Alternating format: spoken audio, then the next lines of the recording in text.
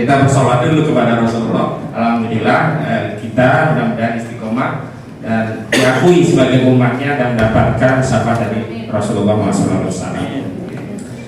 Yang pertama yang kami ingin sampaikan dari Jakarta karena momentum Idul Fitri 1444 Hijriah ini, kami sampaikan ucapan taqabbalallahu minna wa minkum syiyamana wa syiyamakum kul amin wa antum bi khair minal aidin wal faizin. Mohon maaf lahir dan batin baik yang kami sengaja atau tidak sengaja.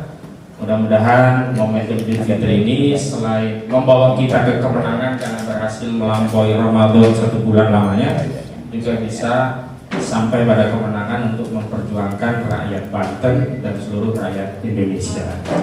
Ini saya sudah sampaikan kepada Bang Mahmud Muzaki, kapan lain waktu kita bisa bahas lebih dalam tentang potensi perampasan tanah rakyat menggunakan PP 18/2021. Kalau lautnya modusnya itu reklamasi menggunakan pasal 66 dengan dalih dia punya hak untuk melakukan reklamasi terhadap status tanah yang diklaim sebagai tanah hilang, padahal tidak pernah ada tanah musnah, yang ada itu tanah fiktif. Karena sertifikatnya dibuat juga abal-abal, tapi mereka selalu mengklaim ini dulunya daratan terkena abrasi, maka ini dianggap tanah musnah. Dan sebelum penetapan tanah musnah di PP 18/2021 pasal 66 itu diberi kesempatan untuk melakukan reklamasi. Ini targetnya pada laut itu dan sertifikat laut itu. Yang kedua yang lebih parah sebenarnya di PP ini adalah per Januari 2026 ini 2005 masih ke depan ya maksudnya. Ya.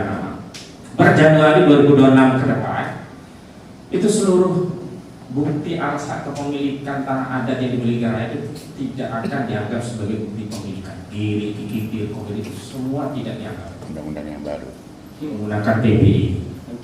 ya. Artinya apa? Nanti akan ada proses perampasan tanah yang lebih terstruktur, sistematis dan masif. Hari ini saja yang giri-giri kita masih diakui. Itu di overlap kerjasama dengan BPN. Saya nggak sebut oknum, BPN gitu saja. Dan dirampas, bahkan yang sertifikat pun punya Candi Chandra misalnya, atau punya Haji Fuad yang 200 hektar di Koronjo, itu dirampas. Apalagi nanti kalau PP ini kan PP ini 2001 5 tahun kiri itu diminta untuk ditingkatkan peningkatan hak menjadi SHM atau SHGB.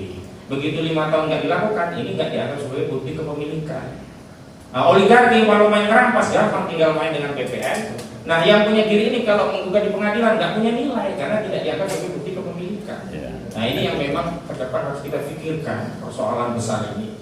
Dan sebenarnya persoalan besar ini saya sudah juga bilang ke Bang Mahmud, kalau penyelesaian secara hukum nggak akan selesai. Misalnya kita judicial review ke Mahkamah Agung, kalau PP terhadap undang-undang ke Mahkamah Agung. Wah, dugaan oligarki sudah menguasai seluruh peradilan kita. Satu-satu jalan adalah politik. Judicial secara politik melalui 2 pendekatan, legislative review kalau itu terkait undang atau executive review kalau itu PP.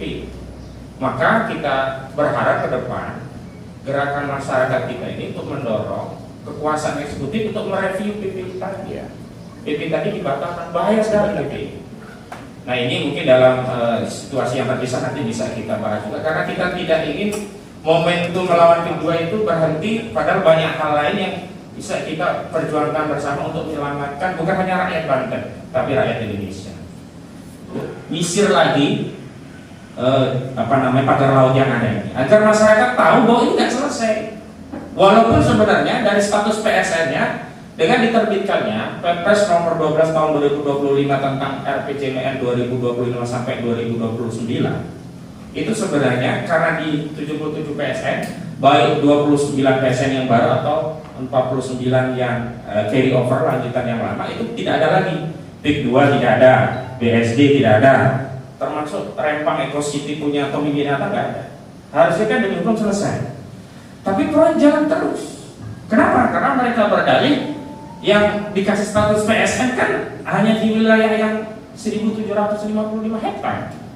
Itu saja yang dihentikan, yang lainnya tetap jalan. Padahal saat membebaskan lahan yang lainnya, misalnya seperti punya Haji Fuad yang 200 hektar di Keronjo itu, narasinya ini PSN. Sehingga ketika Haji Fuad kemana-mana minta pertolongan, para pejabat pasang badan, oh nggak bisa lagi, ini PSN, proyek negara. Jadi ketika mau membebaskan lahan, mereka berdagang di PSS sehingga rakyat itu seolah-olah tidak ada pilihan selain untuk menjual walaupun harganya sekenanya. Makanya kami sebut perampasan ini. Kenapa? Mengambil tanah dari pemiliknya tanpa keridoan, baik dengan harga yang kecil atau bahkan orang nggak mau jual tetap juga. Jadi ambil di Kronjo ada sawah diuruk dulu, baru pemiliknya nego ke lurah. Nah, kades-kades ini sudah menjadi kepanjangan tangan oligarki kedua, kepanjangan tangan aguan. Makanya dalam kasus Bakar Laut kita udah dapat data, namanya itu ada Ejun Gojali, ada Ali Hanafi, ada Mandor Mehmet. Sengaja dibelokin, yang diambil Arsin pun akhirnya ditumbalkan di kasus Pagar Laut, seolah-olah dia yang bertanggung jawab, dia siap bayar 48 miliar rupiah. Padahal Pak Narto juga sudah berkali-kali mengatakan motifnya apa itu mau bikin kolam penangkaran buaya kan Pagar Laut, itu istilahnya Pak Narto, itu nggak masuk gitu loh. Saya perkenalkan langsung, saya Haji Muhsin, anggota DPRD Provinsi Banten, sudah 4 periode. Saya terbangun pemikiran P2 ini. Mudah-mudahan yang ada di sini semuanya, mohon maaf, para kiai, para cendekiawan dan para semuanya lah barangkali ada di sini yang tergabung dalam pejuang masyarakat Banten ini murni benar-benar berjuangnya murni karena memperjuangkan NKRI ketahanan negara Republik Indonesia. Kalau mereka non murni itu, kalau kita tolong murni berjuang. Ya, jangan beritanya apa yang disampaikan Pak Jainuddin itu fiktif, fakta adanya. Benar nggak? Ini makanya saya kenapa? Saya berani vokal. Ini menurut pandangan saya sudah termasuk pandangan perjuangan tadi itu ayatnya. Wal takum minkum ummatun yad'una ilal khair wa ya'muruna bil ma'ruf wa yanhauna 'anil munkar wa ulaika humul muflihun. Ya mudah-mudahan juga yang ada di ruangan ini menjadi orang-orang muhsinin seperti saya. Iya. Iya kan? Orang yang berbuat kebajikan demi penegakan NKRI, demi memperjuangkan masyarakat yang dolimi. Saya siap pasang badan. Apakah semua yang ada di sini siap pasang badan? Ya. Itu kuncinya. Jangan ngomong siap, tapi nanti terbelenggu ada yang masuk dengan cara-cara rayuan. Jujur ya, saya berani. Di PAW kan ngomong di medan sudah mobil komando. Lah, mobil komando. Tidak ada yang berani mungkin anggota dewan yang ini. Ya siap di PAW. Yang menurut pandangan saya, yang begini-begini ya, termasuk dia bisa dilihat menurut konsep saya. Itu saja. Saya rasa salam saya dengan pasca Ramadan ini, dengan dibarengi dengan perayaan Idul Fitri, mudah-mudahan Allah memberkahi kita semua. Ya. Assalamualaikum warahmatullahi wabarakatuh.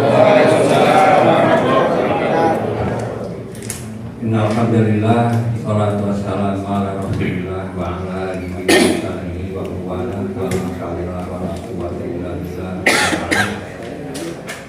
Yang saya hormati, yang terhormat Bapak Majen TNI Purnawirawan Pak Sunarko, ya, ini orang Banten yang punya kampung hampir 25 tahun di Banten.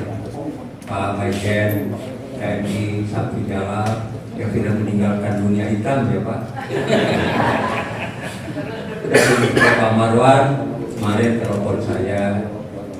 Tentu saja Bapak Ibu sekalian semuanya, alhamdulillah tadi kita sudah mendengarkan paparan dari Pak Hasanuddin, ya paparannya insya Allah menarik dan penting. Yang sudah ditanggapi oleh Pak Kiai Haji Muhsin ini, beliau memang kalau DPR kan kerjanya ngomong, jadi kalau nggak ngomong nggak kerja namanya. Jadi sudah disampaikan, insya Allah ya. Tadi sudah disampaikan juga oleh Pak Hasanuddin bahwa kita semua sepakat ya menentang PIK 2. Ya, adapun caranya kita masing-masing. Ya, kita semua mau ke Jakarta, ada yang lewat tol, ada yang lewat laut, ada yang lewat Rangkas muter, gitu kan. Tujuannya ke Jakarta juga. Jadi bilangan alternatif dari 10 itu yang idealnya 5+5, tapi jangan 9+1 juga 10 juga kan. Nah, tadi sudah disampaikan bahwa kita ini berhadapan dengan orang yang rakus, licik, dan banyak duit, dan kita semua diadu domba. Ya, sabda Rasulullah itu orang yang rakus, orang yang serakah itu, kalau dia sudah punya selembah emas, dia akan minta lagi selembah emas, dikasih lagi terus. Dia tidak akan berhenti kecuali kalau mulutnya sudah disumpal tanah alias mati. Ya, kita doakan saja. Amin. Ya. Nah, kemudian Bapak Ibu sekalian, jadi yang harus kita waspadai adalah tadi itu taktik adu domba. Ya, bangsa Indonesia dijajah lebih dari hampir 400 tahun. Kenapa? Karena mudah diadu domba. Ya, kerajaan-kerajaan kecil kita ini bangsa yang berasal dari 200 kerajaan lebih, 700 bahasa daerah, ribuan suku, terpisah-pisah, terpencar di 17.000 pulau, beda agama, beda adat, beda budaya. Itu peluang buat penjajah untuk mengadu domba kita. Ya. Oleh karena itu kita patut waspada dan hati-hati. Nah, kemudian ya tentu saja saya mengucapkan selamat datang ya di daerah yang alhamdulillah ini daerah yang tenang, tentram, tidak ada gejolak di sini. Dan kemudian ini juga daerah basis gerilya. Kalau di Tangerang BSD ada jalan makam pahlawan 1000 itu yang gugur dari sini. 230 orang yang gugur yang nyerbu Jakarta. Ya, tahun 48, 49. Yang memindahkan itu jenazahnya dari yang terpencar-pencar itu saya. Kalau tadi lewat jalan utama, ya tidak lewat jalan alternatif, itu melewati tubuh pertempuran Cipelom namanya. Ada makam pahlawan yang sebelah kanan jalan yang pagar merah putih. Itu yang gugur di kota Serang. Jadi orang-orang sini itu orang-orang yang memang punya darah pejuang, petarung. Nah, yang termasuk yang mendirikan pondok pesantren ini Kiai Haji Abdul Manaf itu salah seorang pelaku yang ikut pertempuran Cipelom. Beliau memang bukan asli orang sini, orang Betawi, tapi beliau berjuang di sini, menikah dengan keluarga saya di sini, dan kemudian mendirikan Darun Najah di Ulujami di Jakarta. Nah, karena beliau istrinya orang sini, beliau mendirikan tahun 91, dimulai dengan panti asuhan yatim. Nah, itulah makanya saya di sini eksis sejak tahun 91 dengan para ustadz di sini, malah banyak yang sekarang jadi ustadz itu dulunya penghuni panti asuhan. Nah, itu ya, karakter masyarakat Ciamas itu berbeda. Kalau kita ajak rusuh itu gampang. Kalau diajak makan susah. Ya, kalau kita ajak yuk kita makan situ, hatur nuhun, hatur nuhun. Paling jawabannya pasti insya Allah. Tapi kalau diajak berangkat aja tuh gak nanya-nanya. Orang sini tuh karakternya begitu. Kalau diganggu satu diserang turun semua tuh bisa bergerak-gerak. Itu ya. Percayalah bahwa kalau satu hati kita sudah insya Allah sudah nyatu ya. Cuma gayanya ya beda karena beliau kan hukum. Saya pikir sekarang misalnya Hozidun dan kawan-kawan berpikir supaya Undang-Undang Cipta Kerja itu pasal-pasal tertentu dibatalkan, terutama yang mendukung PIK dan PSN ini. Itu mestinya dari hukum yang masuk sana. Lalu PP 11 apa PP berapa itu yang bicara soal itu juga sebaiknya Jakarta yang mengambil alih itu, gitu. Itu digempur. Nah, kalau urusan di lapangan, percaya kepada kami. Kan kami nggak bisa juga minta sama Jakarta. Berapa pasukan yang bisa kirim? Nggak mungkin. Pasukan itu urusan kami. Karena ini wilayah kami.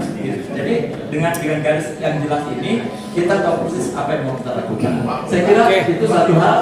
Sekarang kita minta dari BPD mau menanggapi Bang Marwan mungkin. Mudah-mudahan kita semua di sini selalu dikuatkan imannya, dikuatkan perjuangannya.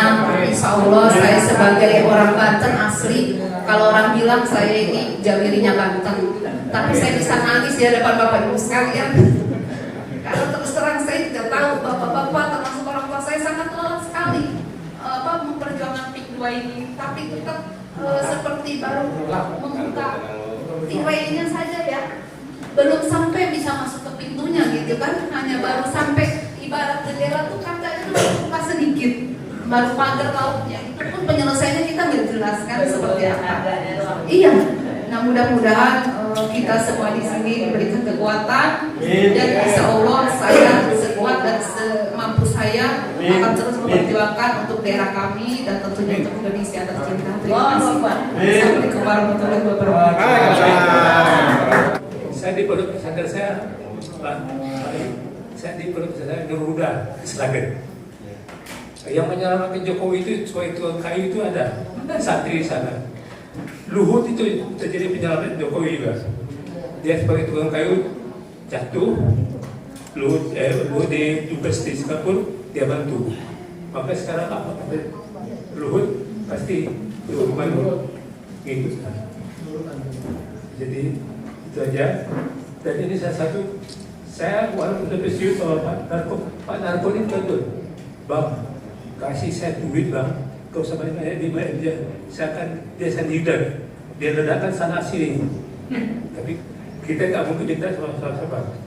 Tapi bagus kita nggak punya, tapi nanti kita senang, tenang, gitu, bahagia. Dan saya bilang saya PDIP 3 sebenarnya. Penurunan ingatan, pendengaran, pendapat dan pengeluaran.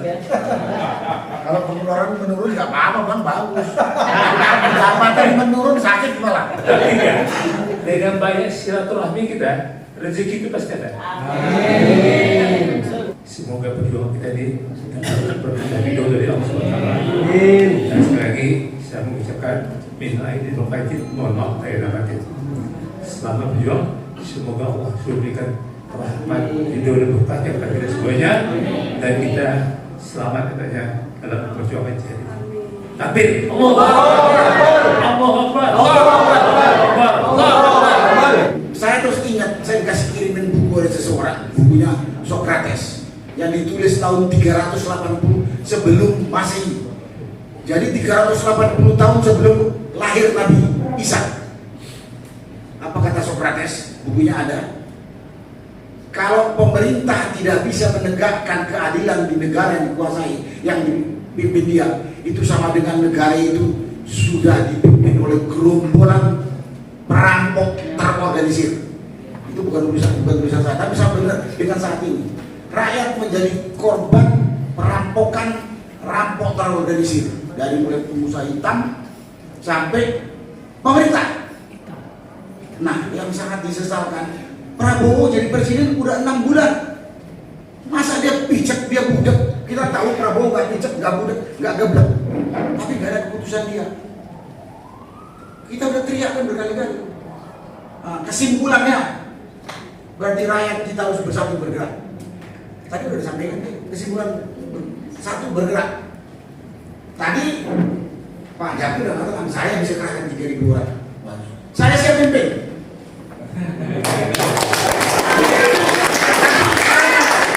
Jangan seperti kemarin di KON kita kumpulkan, KON ada kepentingan lah, ada 5.000, 3.000. Kemarin di gedung sini, gedung apa, pemerintahan apa namanya, depan apa, PKB Polri, ada 3.000 orang.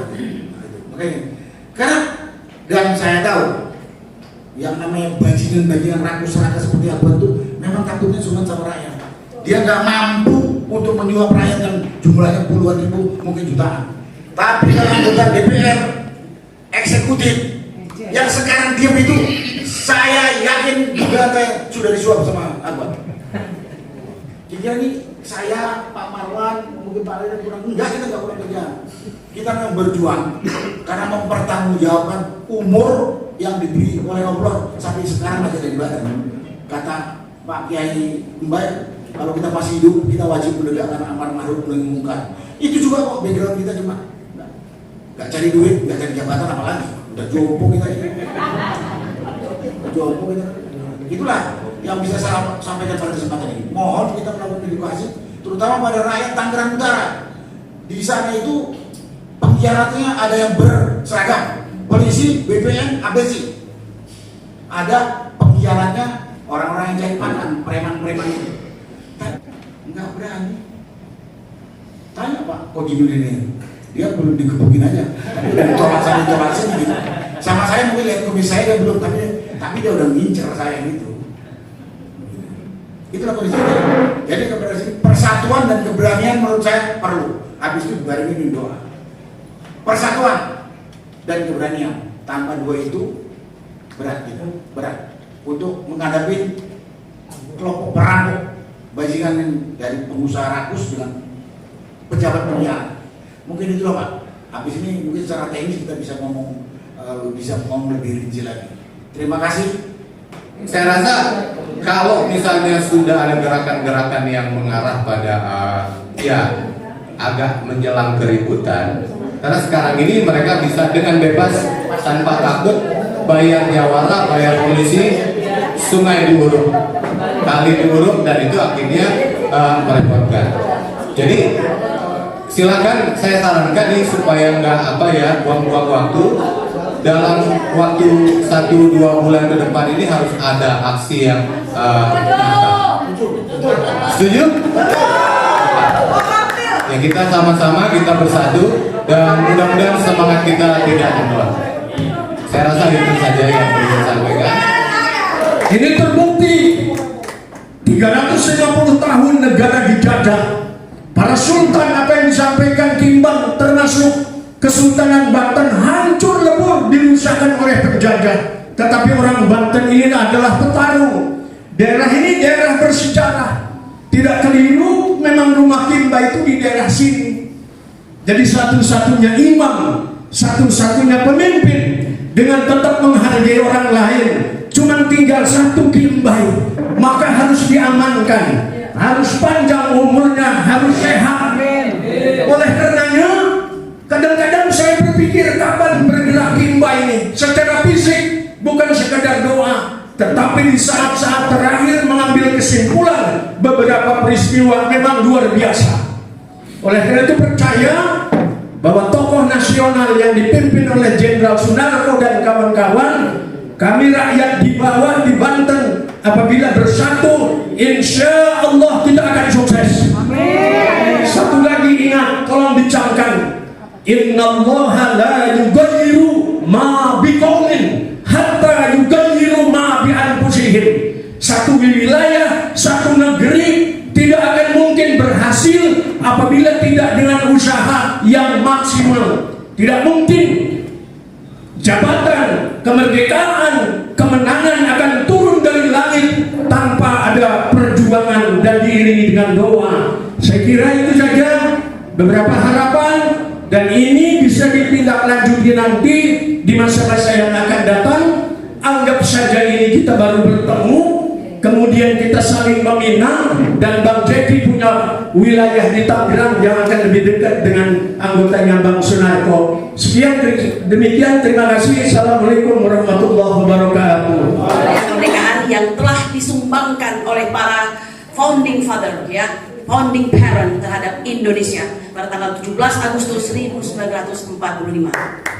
Banten adalah pintu gerbang arus manusia, barang, jasa, dan simpul ekonomi. Bahkan di masa lalu pusat peredaran daripada dan penyebaran agama Islam di Nusantara.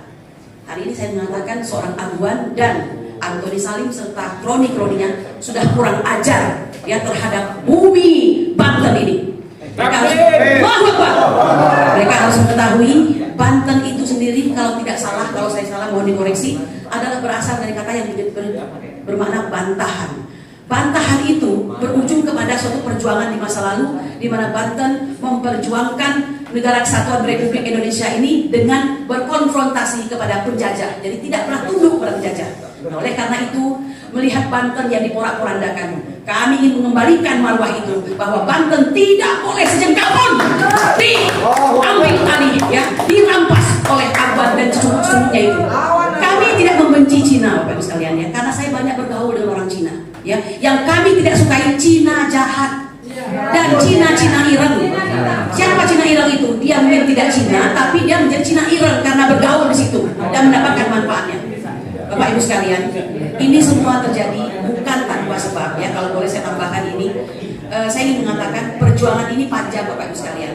Ada ulama, ada aktivis, ada pengacara, dan kami mengambil jalan yang berat ini, jalan berliku dan keras seperti surat Al-Balad tersebut, yaitu jalan yang dipilih oleh orang-orang kanan tersebut.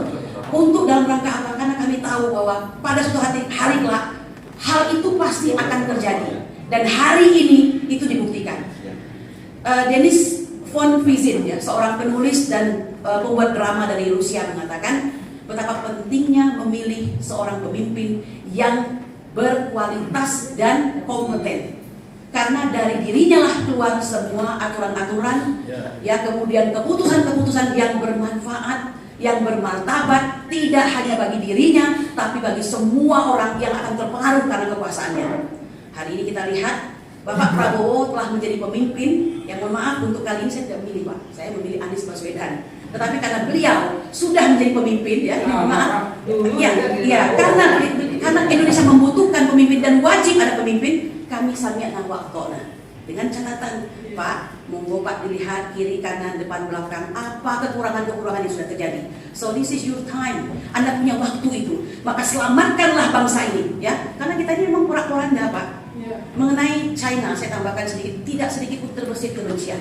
Tapi Anda sebagai pendatang harus tahu diri, ya. Karena itu jangan heran, Sultan Hamengkubuwono, ya, dengan kebijakannya melalui instruksi Gubernur Daerah Istimewa Yogyakarta, ya, itu di dalam instruksi nomor K.898 garing, ya, A garing 1 Romawi garing 75 tidak memperbolehkan kepemilikan tanah kepada non pribumi, utamanya adalah Cina. Ini clear sekali Bapak sekalian. Mengapa demikian? Karena ada peristiwa, ya, ada pengalaman buruk pada waktu itu. Nah, oleh karena itu, maaf, jika Sultan yang mulia tersebut bisa menerapkan hal tersebut, maka kami minta kepada pemimpin dan pada hari ini, jika telah melihat betapa daerah-daerah ini secara seperti dikatakan Bapak dosen tadi, ya, pelan-pelan telah dikuasai, Jawa Timur, Rempang, kemudian pesisir Jawa, ya, semua sudah berusaha untuk dikuasai. Kalau begitu kembalilah kepada pasal 33. Pak Prabowo memiliki ornamen, memiliki alat untuk mempersatukan itu dan membubarkan itu semua. Pasal 33, 1, 2, dan 3, ya, di mana diantara yang mengatakan bahwa perekonomian disusun sebagai usaha bersama berdasarkan asas kekeluargaan, bukan keluarganya Jokowi, ya, bukan keluarganya siapa lagi, bisa Panjaitan, bukan, keluarga bangsa Indonesia, Pak.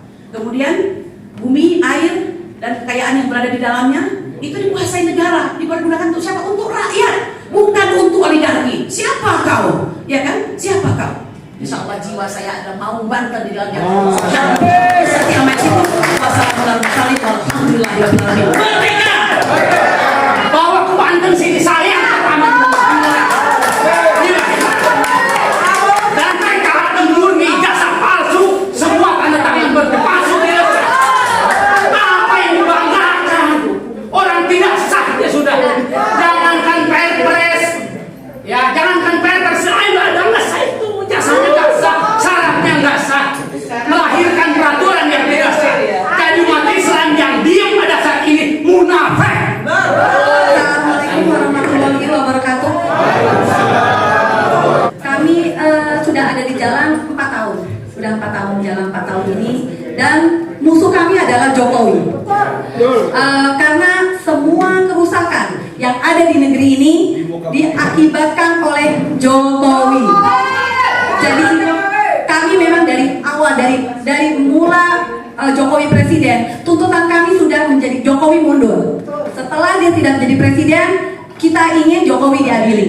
Kita tidak pernah isu apapun selain itu. Kemudian timbullah PSN PIK 2. Dan kami melihat pemerintahan Jokowi tidak pernah memikirkan masa depan bangsa ini. Semua hanya untuk asing, hanya untuk TKA Cina, dan juga nepotisme itu juga lahir pada saat kepemimpinan Jokowi.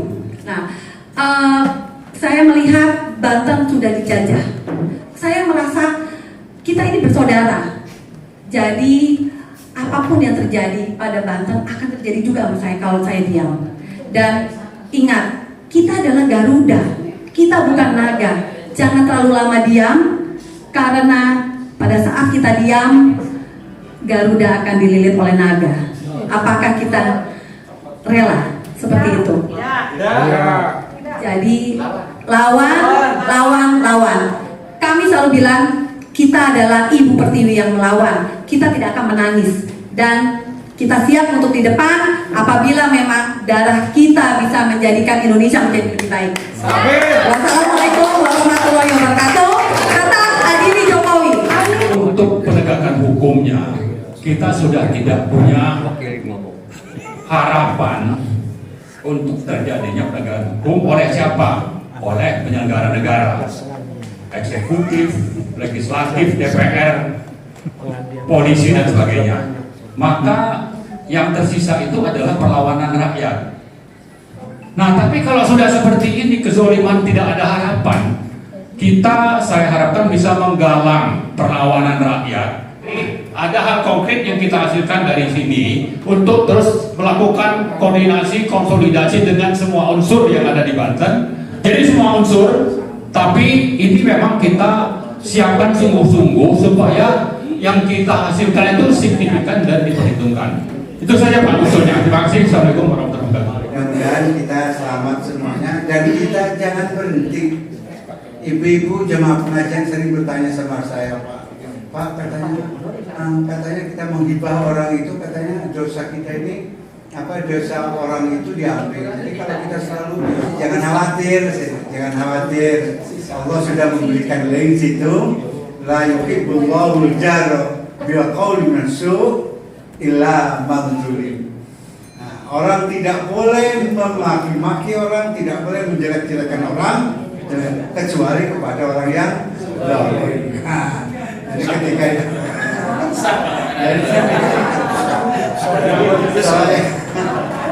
akan Allah sami'an alimah. Jadi Allah itu sangat tahu. Jadi nggak apa-apa Ibu. Jadi Ibu tadi ya sudah semuanya mengatakan bahwa semangat kejelekan Jokowi itu nggak apa-apa, ungkapkan aja. Jangan Jokowi. Saya kadang-kadang aduh gimana ini ya kita keadaan. Sudah kacau Pak kita ini, sudah dalam keadaan penjajahan, kacaunya luar biasa. Maka tadi saya ulangi apa yang saya Pak Wazirudin, bahwa kita ini memang rakyat Indonesia ini dalam keadaan yatim piatu.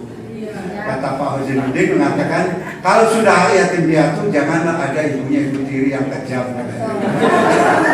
Terima kasih Pak, itu barangkali hal-hal yang perlu diperhitungkan oleh kita. Ternyata memang kita menghadapi orang munafik lebih susah Pak daripada orang yang musuh betul. Oke, terima kasih. Alhamdulillahirobbilalamin. Assalamualaikum warahmatullahi wabarakatuh. Perjuangan kita memang masih panjang. Ambil ibroh dari bagaimana Rasulullah dulu berperang. Pasukannya tidak pernah seimbang. Di perang Badar 300 lawan 1000. Di perang-perang yang lain selalu begitu. Nah, tapi karena kekuatan tadi ya, makanya ketika mau menjelang perang Badar yang dimenangkan secara gemilang, kan Rasulullah berdoa itu, Masya Allah, sangat menyatu, ya Allah, jika pasukan ini hancur, tidak akan ada lagi orang yang menyembahmu. Itu doa Rasulullah, itu jangan sombong lah. Ya, yang bergerak silakan bergerak. Ya, tapi jangan lupa Rasulullah itu bersabda, ini bukan kata siapa-siapa, ini Rasulullah. Ya, doa silahul mukminin, doa itu senjata orang mukmin. Senjata ini yang sering kita abaikan, gitu. Dianggap sepele. Ya. Nah ya, jadi saya harap kita jangan hanya mengandalkan akal saja. Akal kita itu terbatas. Kalau sudah kehabisan akal mau apa? Mau terjun dari lantai 7 gitu. Atau minum baygon misalnya. Ya. Kalau kita berdoa kepada Allah tawakal, artinya kita menyerahkan persoalannya kepada Allah. Itu cara Allah dia yang menyelesaikan. Gak usah kita tanya bagaimana caranya. Ini cara Allah. Yang jelas Allah lah yang menguasai dan membolak-balikan hati manusia. Ya, kalau Allah sudah membolak-balikan hati manusia dan dia sadar, sana gitu kan. Ya, jadi insya Allah kalau misalnya kapan-kapan nanti kita ada pertemuan lagi, ya kita punya tempat yang untuk acara-acara seperti ini. Hadanallahu wa iyyakum ila siratal mustaqim. Wassalamualaikum warahmatullahi wabarakatuh. Bismillahirrahmanirrahim. Assalamualaikum warahmatullahi wabarakatuh. Waalaikumsalam warahmatullahi wabarakatuh. Pernyataan bersama tokoh, ulama, akademisi Banten dan Jakarta tentang penegasan sikap tolak kezaliman proyek PIK 2, selamatkan rakyat Banten dan rakyat Indonesia. Masyarakat Banten merasa lega karena Presiden Prabowo Subianto telah menerbitkan Perpres nomor 12 tahun 2025 tentang RPJMN tahun 2025-2029. Dalam Perpres ini proyek PIK 2 tidak lagi masuk dalam daftar PSN, sehingga proyek ini tak lagi dapat menjual narasi proyek strategis nasional untuk merampas tanah rakyat Banten sebagaimana sebelumnya telah dilakukan. Hanya saja proyek PIK 2 hingga saat ini tidak dihentikan. Di lapangan, sejumlah pemurukan lahan hingga reklamasi sejumlah bibir pantai tetap dilakukan. Sejumlah pagar laut juga masih kokoh berdiri. Berkenaan dengan hal itu, kami para tokoh, ulama, akademisi Banten dan Jakarta menyampaikan pernyataan sebagai berikut. Pertama, kami menyatakan tegas menolak segala bentuk kezaliman proyek PIK 2 dan meminta kepada Presiden Prabowo Subianto untuk stop seluruh kegiatan proyek PIK 2. Karena segala bentuk kezaliman termasuk tetapi tidak terbatas pada perampasan tanah rakyat di darat, perampasan wilayah sungai dan laut, baik dengan modus tipu muslihat, intimidasi dan kriminalisasi, baik dengan status PSN maupun tanpa status PSN, adalah bagian dari bentuk-bentuk penjajahan dan penindasan yang wajib ditolak karena tidak sesuai dengan pri kemanusiaan dan pri keadilan.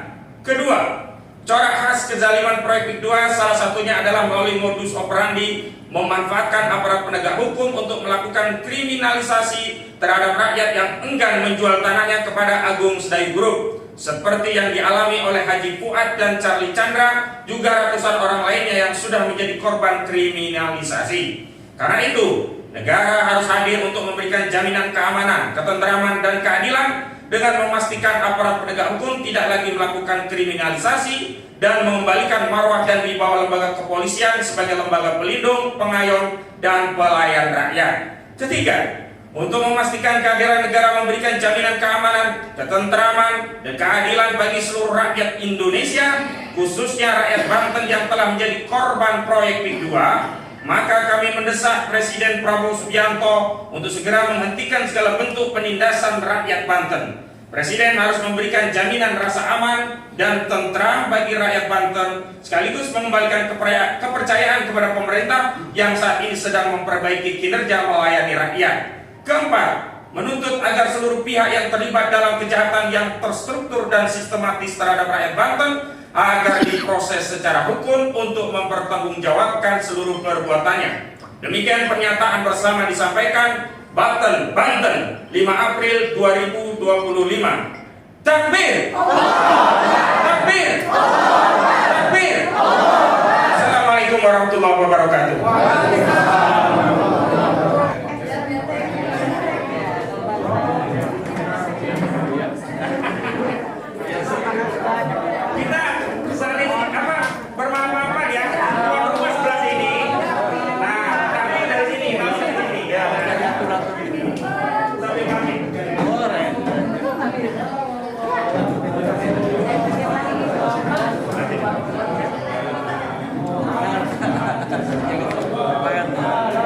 Kesimpulannya, yang pertama bahwa kita harus bersatu.